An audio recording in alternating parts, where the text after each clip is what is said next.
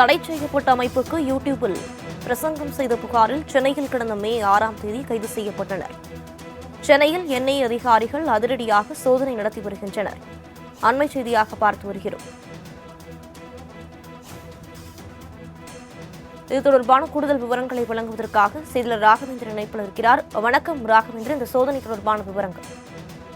வணக்கம். கடந்த மே மாதம் ராயப்பேட்டையை சேர்ந்த டாக்டர் ஹமீது ஹுசேன், அவரது தந்தை மன்சூர், சகோதரர் அப்துல் ரகுமான், அவர்களது நண்பர்களான முகமது மாரிஸ், காதர் நவாஸ், ஷெரீப், அகமது, அல்லி உமாரி உள்ளிட்ட 6 நபர்களை சென்னை மத்திய குற்றப்பிரிவு போலீசார் கைது செய்தனர்.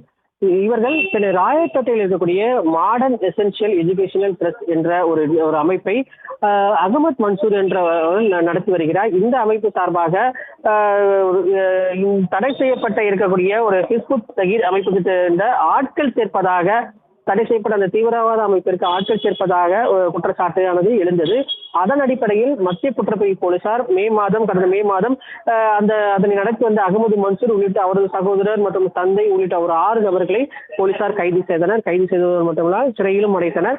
தற்போது இந்த வழக்கானது தேசிய புலனாய்வுக்கு மாற்றப்பட்டு விசாரணையானது மேற்கொள்ளப்பட்டு வரும் நிலையில் தற்போது கைது செய்யப்பட்ட நபர்கள் ராயப்பேட்டை பகுதியில் இருக்கக்கூடிய யூடியூப் மூலமாக அமைப்புக்கு ஆள் சேர்த்ததாக ஒரு குற்றச்சாட்டானது. அந்த இடத்திற்கு தற்போது என்ஐஏ அதிகாரிகள் வந்தனர். என்ஐஏ அதிகாரிகள் வந்ததை அடுத்து தற்போது அந்த மாடர்ன் ட்ரஸ்ட் எஜுகேஷன் அந்த அமைப்பானது தற்போது மூடப்பட்டிருக்கிறது. மேலும் இந்த அருகில் இருக்கக்கூடிய நபர்கள் மற்றும் அருகில் இருக்கக்கூடிய நபர்களிடம் இந்த அமைப்பு குறித்து விசாரணையானது என்ஐஏ அதிகாரிகள் தரப்பில் நடத்தப்பட்டிருக்கு.